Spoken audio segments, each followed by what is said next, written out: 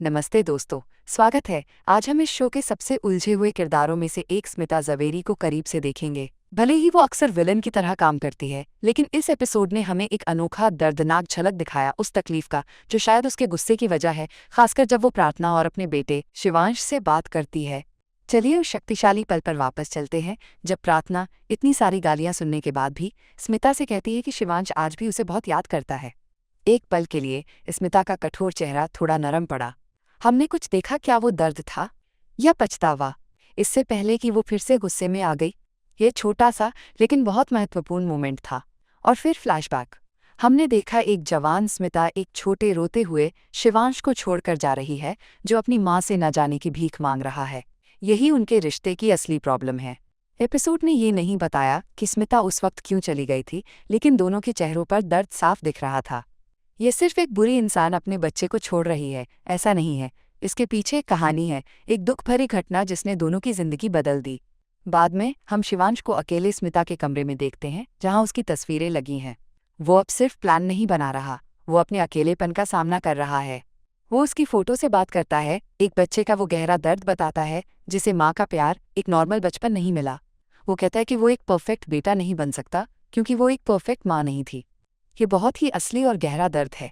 जब शिवांश गलती से फोटो फ्रेम गिरा देता है और वो टूट जाता है, उसकी उंगली कट जाती है और उसका खून स्मिता की तस्वीर पर गिरता है, इसका बहुत मतलब है। टूटा हुआ फ्रेम उनके टूटे हुए रिश्ते को दिखाता है। उसका खून स्मिता की तस्वीर पर गिरना उन जख्मों को दिखाता है जो स्मिता ने उसे दिए, एक ऐसा रिश्ता जो अब दर्द से भरा है। ये एक तरह से उनके अतीत का उनके आज पर असर दिखा रहा है। जब प्रार्थना स्मिता से कहती है कि वो जानती है कि स्मिता अभी भी शिवांश से प्यार करती है, लेकिन स्मिता रौनक कहती है, तो स्मिता का ये कहना, हाँ करती हूँ, मैं अपने बेटे रौनक से बहुत प्यार करती हूँ, बहुत महत्वपूर्ण है। ये दिखाता है कि वो प्यार कर सकती है, लेकिन शिवांश के लिए उसका प्यार गुस्से, घमंड और शायद पछतावे के नीचे इतना दबा हुआ है कि वो उसे खुलकर मान नहीं सकती या नहीं मानना चाहती।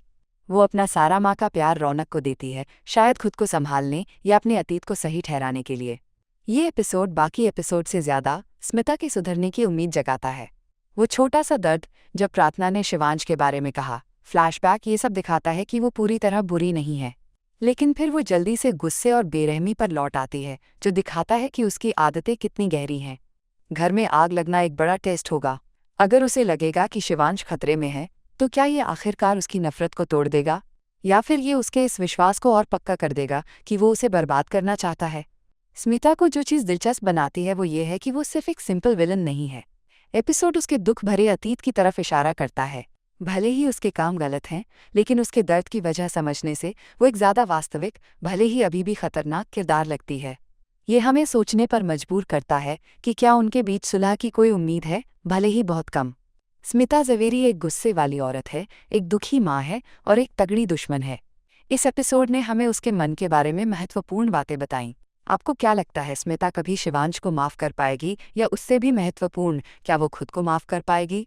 क्या उसकी माँ वाली भावनाएं कभी उसके बदले की आग से जीत पाएंगी? कमेंट्स में अपने विचार बताइए।